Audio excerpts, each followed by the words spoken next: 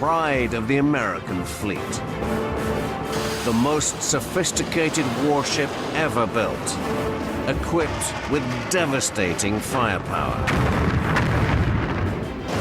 The USS Nimitz, the world's biggest aircraft carrier. She owes her success to a century of innovation in shipbuilding.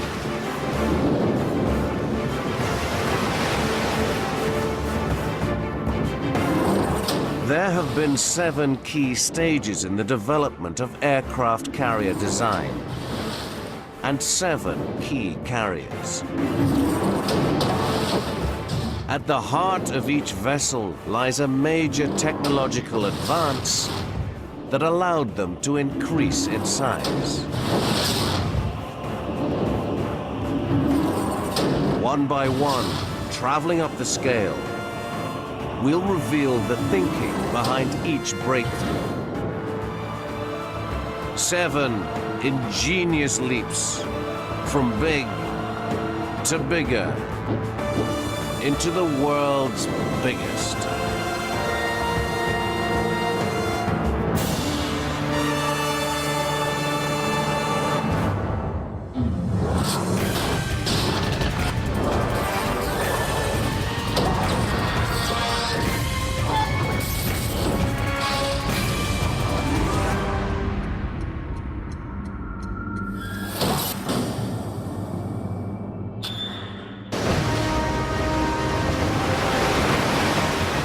The Nimitz can cruise at over 55 kilometers an hour, sail for over 20 years without refueling, and house 6,000 men and women.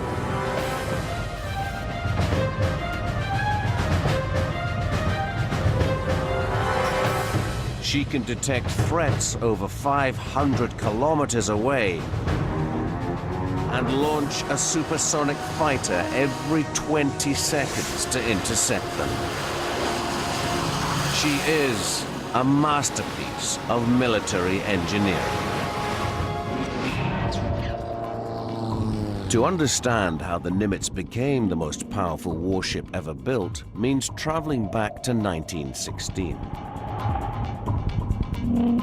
Almost as soon as people learned to fly, the US Navy saw the potential of launching warplanes from the deck of a ship. That ship was the USS North Carolina.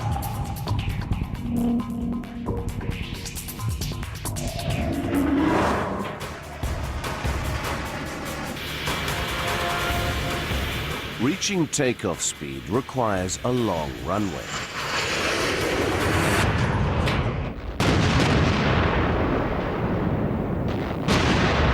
But the decks of warships were crammed with weapons and equipment. There was no room for a long takeoff strip. So engineers had to devise a way of getting an aircraft up to takeoff speed on a very short strip. The fundamental problem is down to a basic law of physics. If you want to launch a large mass in a short space of time or distance, you've got to give it a lot of stored energy very rapidly. This is the basic kind of technology that's been known for thousands of years, the slingshot. I store the energy by stretching the elastic. I put my aircraft in it, store the energy, let go, and it flies wonderfully. But of course, this isn't a real aircraft with a real pilot. The challenges of making it work in the real world are much more significant. The solution came from the fathers of aviation, Wilbur and Orville Wright. In 1903, they made the first powered flight and went on to develop their own launcher, a catapult. Their design consisted of a 6-meter-high wooden tower. This held a weight suspended from a rope. As the weight dropped, the rope pulled the plane along a rail until it reached takeoff speed.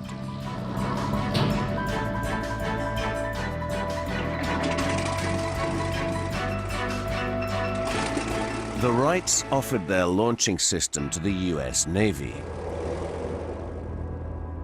But dropping a heavy weight on the deck of a warship was not such a good idea. The Navy went back to the drawing board. So they came up with a better idea. Another form of stored energy on board was compressed air, installed in warships for things like launching torpedoes and so on. Compressed air can be released and give thrust. So in a simple way, we can use compressed air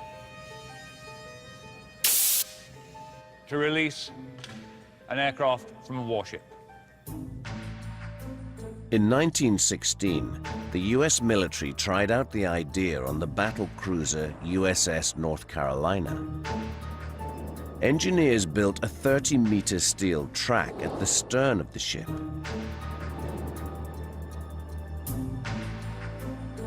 They used compressed air to shoot a piston down a cylinder. The piston used a rope to pull the plane along the track.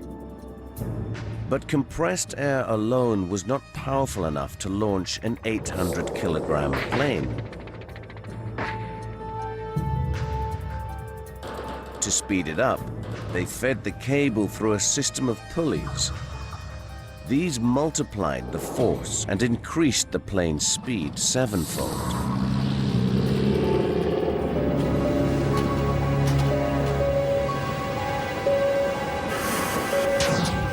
The system took years of trial and error to perfect. Before this invention, the might of a naval power had been measured by the size of its battleships. But now, the flimsiest biplane launched from a carrier could sink the biggest warship. The aircraft carrier had come of age.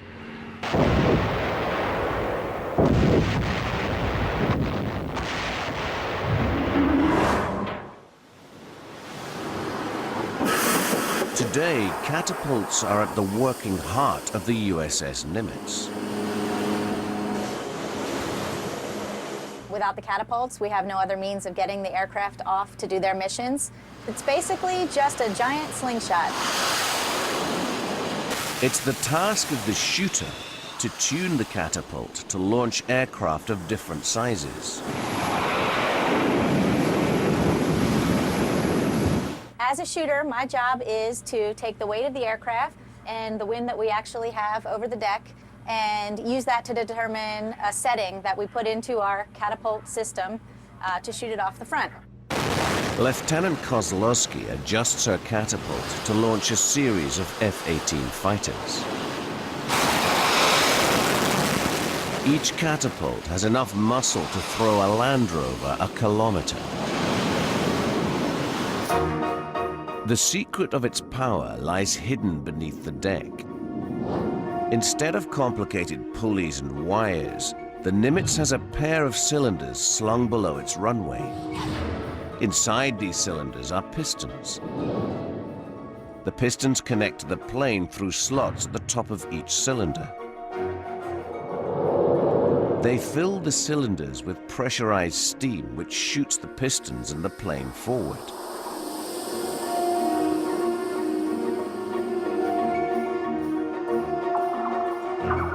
To prevent the steam escaping, they fit two strips of flexible metal that act like zippers and reseal the slots as the pistons pass through.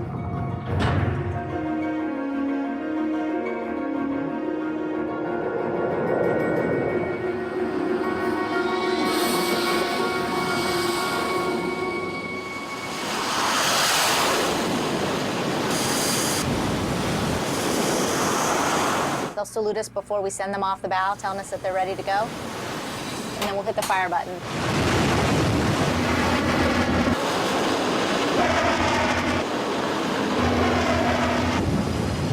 On land, it takes over 1,500 meters to get an F-18 airborne.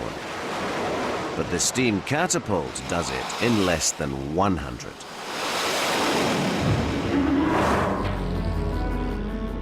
But in 1916, the USS North Carolina had a huge drawback.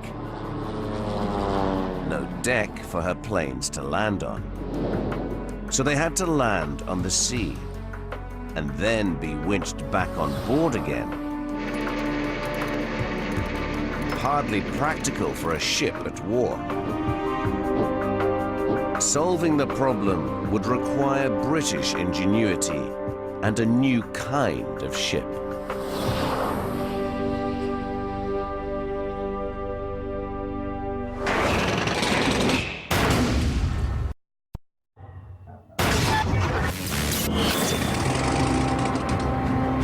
In August 1917, Royal Navy pilot Edwin Dunning attempted the first landing on a moving ship. The obstacles he had to negotiate included the ship's central bridge and funnel, known as the superstructure. In a truly audacious move, Commander Dunning swooped sideways in front of them and landed on the front deck. 5 days later, he tried to repeat his trick, but as he touched down, the engine stalled and he lost control of the plane. The deck crew tried to grab the powerless aircraft, but strong winds blew it over the side. Dunning was knocked unconscious and drowned in his cockpit. Commander Edwin Dunning proved that a deck landing was possible, but it had cost him his life. Making the deck safe for landing would mean redesigning the ship's superstructure, the obstacle that had blighted Dunning's approach. One proposed solution was to split the superstructure into two parts, moving them either side of the flight deck. But the gap between the two blocks was hardly wide enough to allow a plane to land, and the designers feared this would unnerve their pilots. They considered removing one of the blocks. Not such a good idea. The Royal Navy searched for a way to offset the weight of the block they now called the island, to correct the ship's balance. They tried filling the port fuel tanks whilst leaving the starboard tanks half empty. But as she began to run out of fuel, the ship started to list again.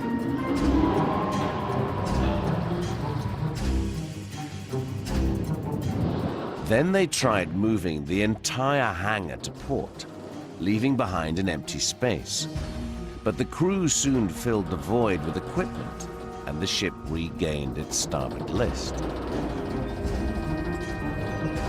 Finally, they decided to physically extend the hull outwards on the port side and shifted the heavy machinery to balance the boat. After 2 decades of trial and error, the Royal Navy now had a truly revolutionary design.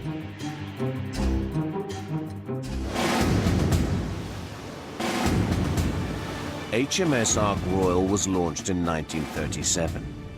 She was the mother of all modern carriers. Her island sat on her starboard side, making space for a long, clear flight deck. Her layout provided the template for every carrier to come, including today's Nimitz. The flight deck of the Nimitz has been called the most dangerous workplace on Earth. Here, the deck crew must dodge wings, blades, and jets as they fuel, arm, and park the multi-million-dollar warplanes. Turning starboard, heel to port. Watch your moves, watch your step. Engineers mirror the layout of the flight deck in miniature to keep track of the comings and goings of each aircraft. On L1, 404. We'll take him back to L4 and we'll stuff the hole right there. It's literally nuts and bolts technology.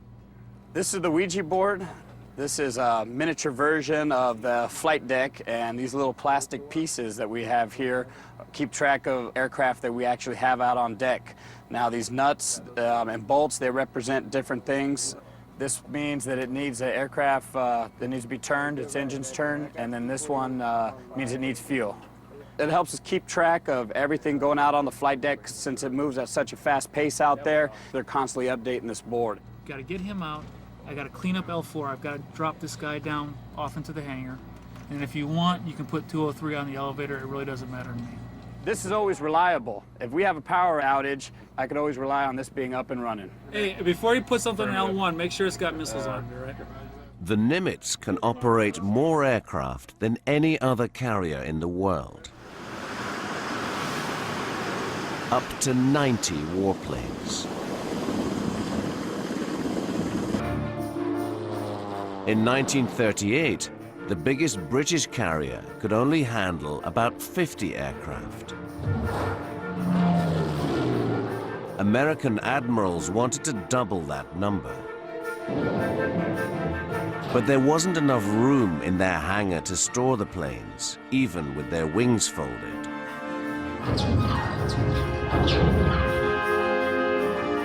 So the deck had to take the overspill.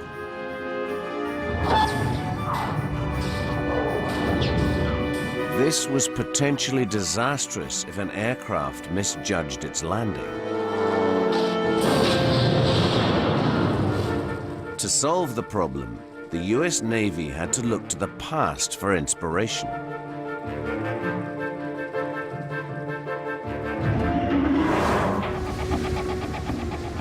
From the time of the earliest carriers, engineers had experimented with ways of slowing planes down by snaring them with so-called arrestor wires.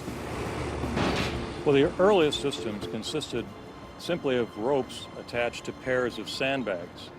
And the aircraft would come down and engage this rope, but of course one set of sandbags was not enough to stop a heavy aircraft. So as the aircraft proceeded down the flight deck, it had to engage successive pairs of sandbags until there was enough resistance to stop the airplane. This simple system, of course, was nowhere adequate for high-performance aircraft, so other more complex systems had to be developed. On the USS Hornet, they had to stop a heavy warplane landing at over 135 kilometers an hour in just 45 meters. This is how they did it. As a plane lands, a hook on its tail snares a wire and pulls it forward. Beneath the deck, this action forces a ram into a cylinder filled with fluid. The plane's momentum is dampened as the fluid is squeezed up a tube and through an opening made ever smaller by a closing plunger.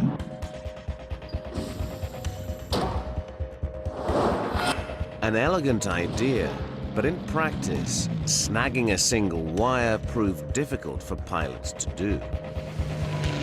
So the engineers lined up several wires, one behind the other, to increase the chances of a successful grab. But even this didn't guarantee success. During the Second World War, it was fair to characterize the landings as looking like a controlled crash. As the pilot approaches the back of the ship, he's going to fly his airplane into position just above the wires, and then he hopes that the airplane will drop right into the middle of those wires and pick up one of those 12 wires. If they didn't catch any of the wires, then they had 5 what they call Davis barriers that would engage the landing gear on the aircraft and stop it that way. Unfortunately, these Davis barriers normally would flip the airplane upside down, but it would definitely stop. Today on the Nimitz, they use a similar arrestor wire system. But trapping the wire has become even more difficult. Jets hit the deck so fast that the pilot has precious little time to guide his plane onto the wire. It's so hard that pilots have to practice over 100 simulated landings before they're allowed to try the real thing. Now, landing on a carrier is a lot different than landing at a long airfield with 12,000 or even a 5,000 foot strip. This is what we call the dirty configuration. I've got my gear down, my flaps are full, and my hook's down, ready to catch the wire. And there's no mistaking it. When you catch wire, it's a lot like a mild car crash. It throws you forward in the straps, and you definitely know that airplane's going to stop.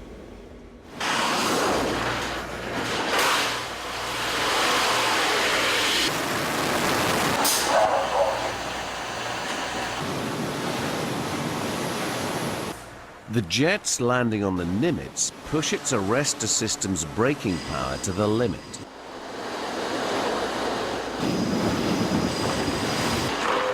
It has to bring an F-18 traveling at 225 kilometers an hour to a stop in just over 100 meters.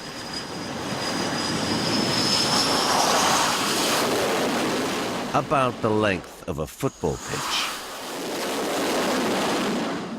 The quality of each landing is assessed by senior pilots standing at the stern. We will grade them on their start, the in the middle position, at the in close position, and then again as they cross the ramp. And then the grade goes into an overall grade point average for how everybody's doing. Every pilot in every squadron thinks they're the best. Definitely me. It's this guy. Who's the worst pilot? That guy. The arrestor wire allowed planes to land safely on a crowded deck. But during World War II, the deck itself became a target for enemy bombers.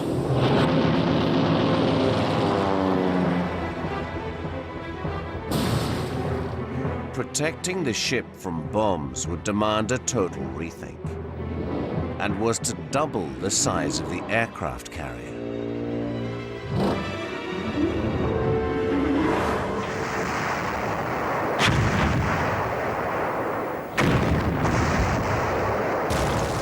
June the 19th, 1945, a naval catastrophe. Japanese bombs penetrated the USS Franklin's wooden flight deck and exploded in the hangar below. 724 American sailors and airmen were killed.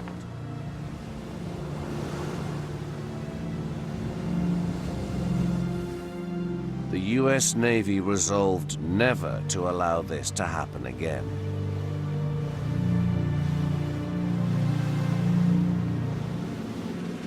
They decided to protect the crew by replacing the wooden flight deck with armored steel. But this caused huge problems for ship designers. When you replace a deck made out of wood with one made out of armored steel, your real issue is to do with adding top weight and making the vessel top heavy. This causes the vessel to reduce its stability, which makes it vulnerable to capsize in waves.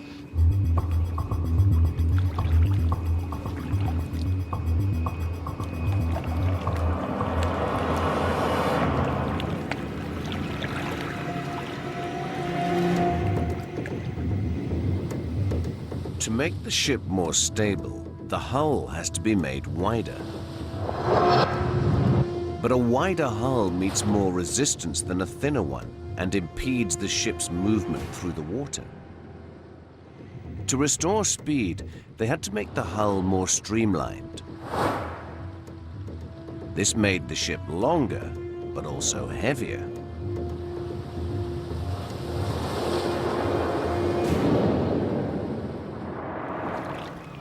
The mighty USS Midway was the product of this thinking.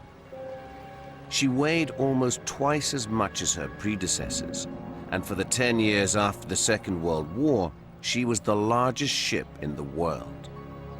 Her deck was protected by 3 acres of armored steel, 9 centimeters thick. It shielded her so well that she served for 47 years.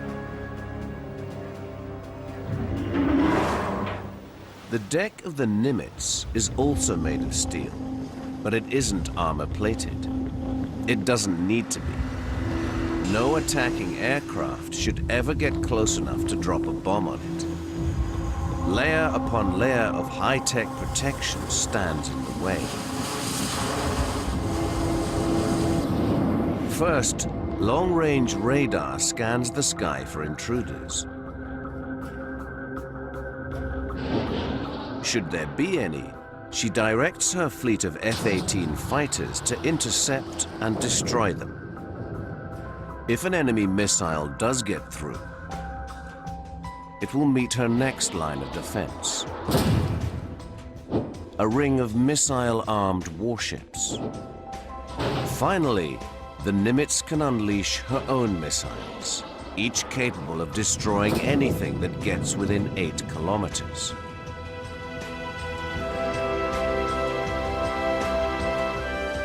These defense systems are operated by the tactical team from a bunker deep within the Nimitz. Back in 1945, the Midway's armored deck protected her well enough against enemy bombs. But her aircraft were outdated. In the 1950s, Navy commanders wanted jets on their carriers. But jets flew too fast to land safely. It would take 10 years and one inspired Royal Navy pilot before the next breakthrough could be made.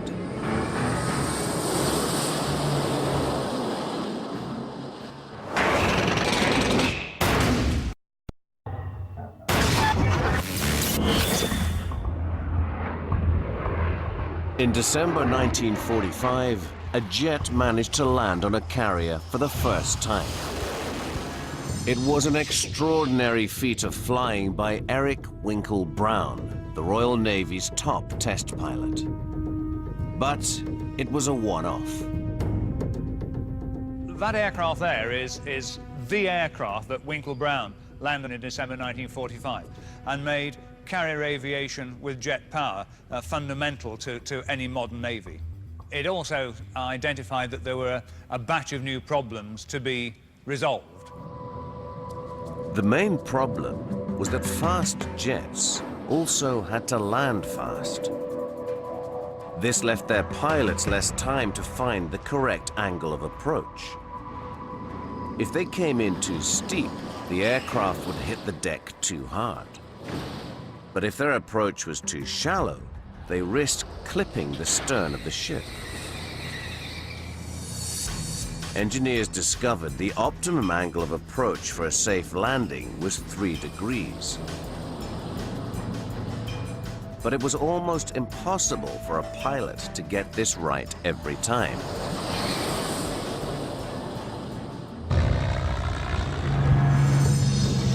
In slower propeller planes, pilots had time to respond to instructions from a man on the flight deck who used paddles to help guide them down. Former Royal Navy pilot Nick Goodhart explains how it was supposed to work. So we're curving in, and he thinks I'm a little bit too high, so he makes a signal. And I say, yes, a little too high, and I throttle back just a little bit and descend a bit, and then he said, no, too low. And I open the throttle a bit, and sure enough, we're on a reasonably good landing track, and I get near the round down, and just as I'm coming over the round down, he makes the signal cut, and I chop my throttle, and we descend gracefully onto the deck, and everybody's happy. At least that was the principle.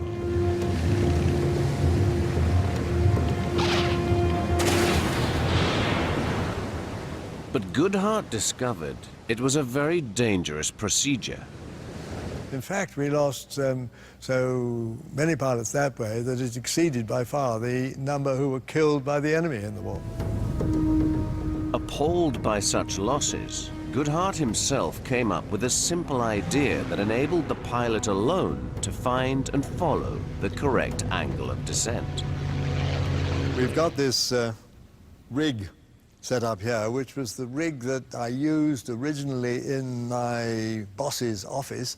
I set up a mirror, which I had borrowed from his secretary, on the carrier deck there, and that mirror has a line across it made out of lipstick to mark its middle. And I also had a torch which we've got here. So we set the torch up on the carrier as well.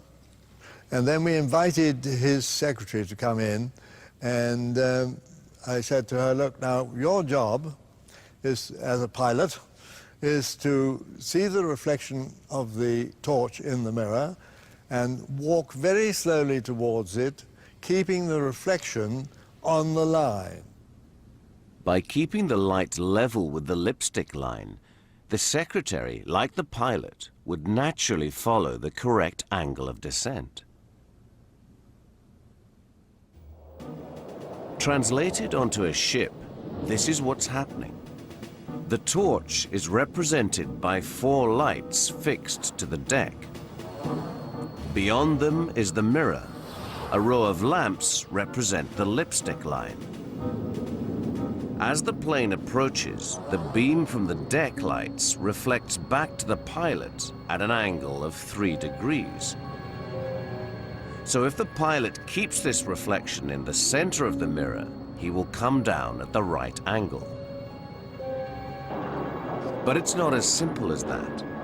At sea, a ship pitching in the waves throws the beam about, sometimes with devastating results. To stabilize the beam, engineers fixed the mirror on a gyroscopic mount.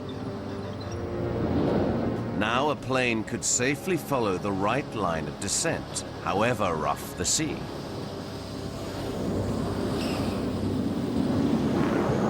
This British invention was so good that the American Navy immediately appropriated it. And in 1955, their brand new supercarrier, USS Forrestal, put the ingenious device into practice. It allowed a whole new generation of supersonic fighters and nuclear-armed bombers to land on her decks safely.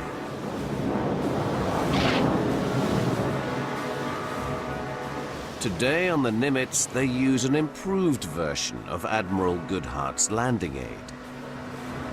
Pilots call the central lamp in this row of lights the meatball. It is fitted with a special lens so that the approaching pilot can only see its light when he lines up his aircraft to come in at the correct angle. The system stands up well to the demands of modern warfare and its frequent night operations. On a clear night, pilots can see the meatball as far as 6 kilometers out. Even so, trainees are not allowed near a real plane without conducting 10 hours of simulator rides first. Now at night, or in bad weather behind the ship, the instrumentation is critical. Right now we're at, I'm at 1.9 nautical miles. At this point, I can't see the meatball at all. I'm relying solely on my instruments. Again, on dark nights like this, where it's really rough, a lot of illusions out there, hardly any depth perceptions. First step is to get in this aircraft below 250 knots. And then nights like tonight, it can be a real heavy workload. The pace quickens, you're getting a lot of wind gusts. So the whole way down, I'm making small trim adjustments until I get it stabilized. About 1.5 miles, I can start picking up the lights of the carrier box, which is the landing area.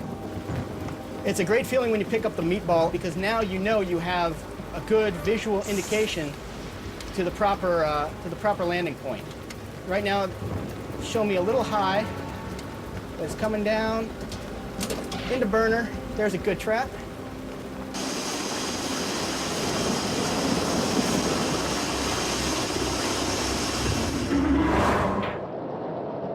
The mirror landing aid allowed the Forrestal to carry the world's fastest Navy bombers.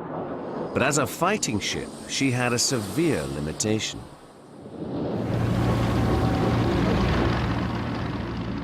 She would run out of fuel after only 3 days of action. A new propulsion system was needed, but it would weigh so much that a much larger ship would have to be built to house it.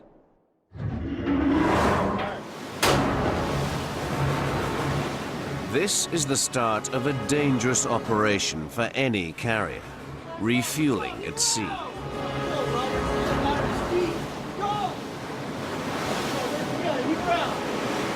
A conventional fossil-fueled carrier drains her tanks in about 3 days, and then needs a pit stop.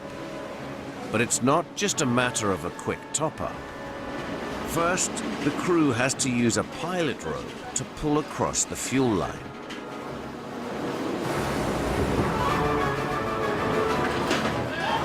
Then, once the line is connected, they transfer more than 2 million liters of fuel.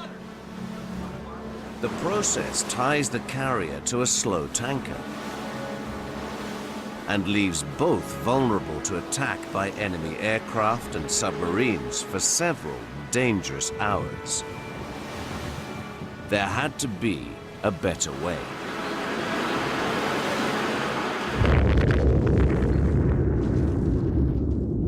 One solution: harness the colossal energy released by the splitting of an atom to produce nuclear power. Scientists discovered that firing particles at atoms of uranium loosens the bonds that hold their tiny components together. A chain reaction in the nuclear power plant in the bowels of the ship triggers a massive release of energy in the form of heat. This heat can then be used to generate steam.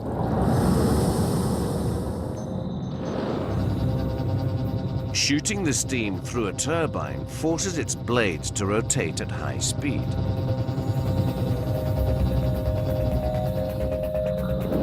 And transmitting this movement through a set of gears generates enough turning power to spin an enormous shaft attached to a propeller. 4 of these propellers together have the power to push 91,000 tons of metal through the water at 55 kilometers an hour. But nuclear power came at a price. To protect the ship's crew from deadly radiation, the engineers had to shield the reactor with hundreds of tons of lead. But a supercarrier needed 8 reactors. And in heavy seas, the extra weight in the middle of the hull could have caused the keel to buckle.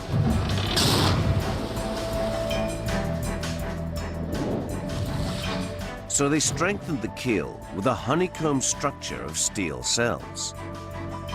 These took the weight of the reactors and led to the birth of the largest carrier the world had ever seen. The USS Enterprise took to the sea in 1961. Her 8 reactors made her the largest nuclear power facility in the world, able to generate enough electricity to supply a city the size of Leeds.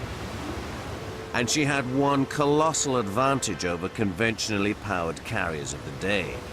She could sail for 3 years without having to be refueled.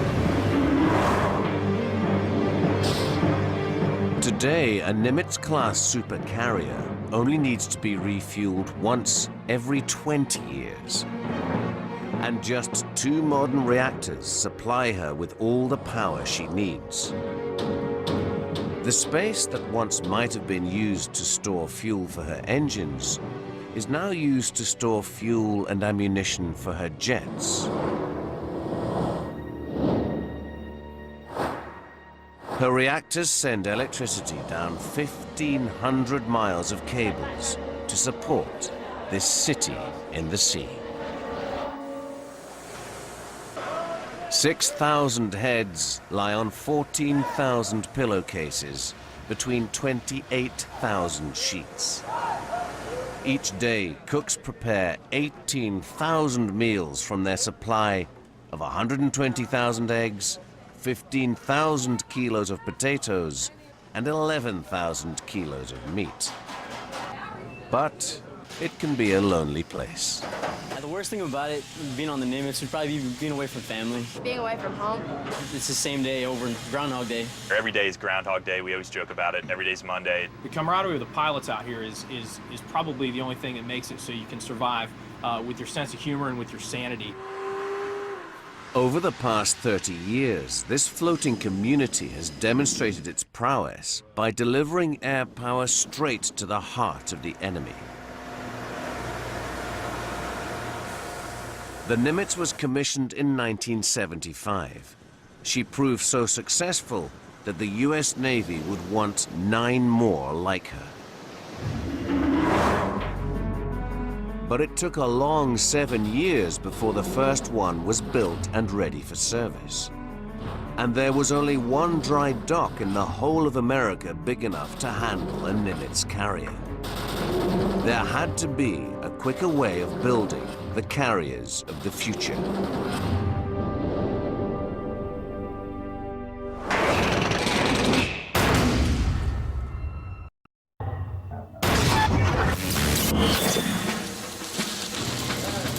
Until 1981, the US Navy constructed their carriers like office blocks, building from the bottom up.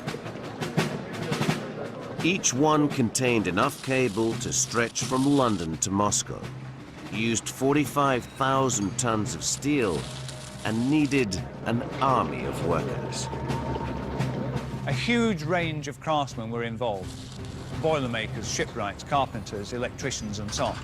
And that meant that the ship grew very slowly. It tied up a dry dock for a long time. In the congested compartments, the electricians got in the way of the plumbers, who got in the way of the welders. That's why it used to take 33 million man-hours to construct a carrier.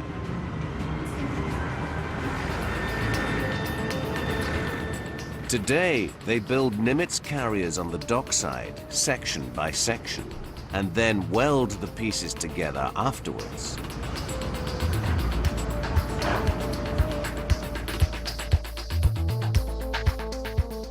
The specialist trades take turns fitting out each module with its cables and electronic systems, its bulkheads and passageways.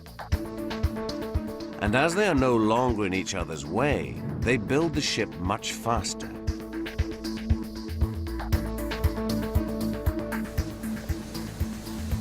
A job that once took 3 hours to do in a traditional yard now takes just 1 using the new modular method.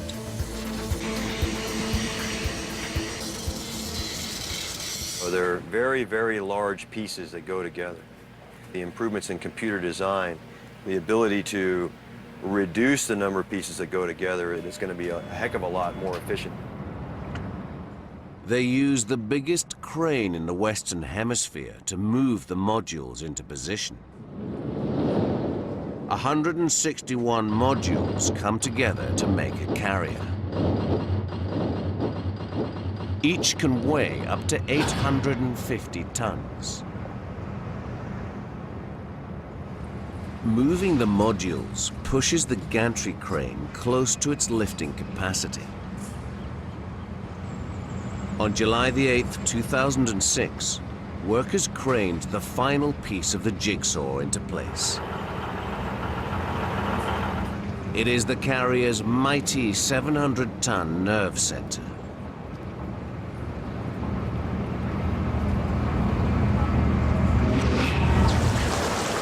Finally, after 3 years of construction, the shipbuilders flood the huge dry dock.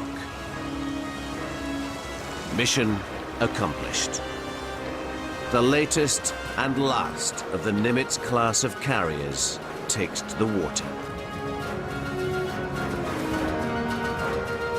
So far, the Nimitz carriers have given over 30 years of service.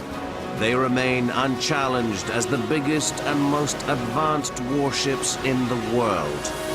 That is, until someone builds a bigger one.